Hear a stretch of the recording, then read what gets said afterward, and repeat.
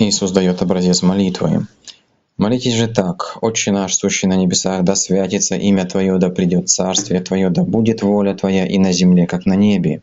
Хлеб наш насущный дай нам на сей день, и прости нам долги наши, как и мы прощаем должникам нашим. И не введи нас в искушение, но избавь нас от лукавого. Ибо Твое есть царство, и сила, и слава во веки. Аминь». Итак, Иисус учит нас в своих молитвах прославлять Бога, провозглашать приход Его Царства и исполнение Его воли на земле. Наверное, там, где так молятся, происходят духовные пробуждения, и много людей обращается к Богу. Также Иисус учит молиться и о наших насущных нуждах, об очищении души от грехов и о защите от сатаны. Наверное, тот, кто так молится, увидит Божью помощь в своих делах, очистится от грехов и избежит многих неприятностей, конфликтов, болезней и проблем, которые сатана старался ему навязать.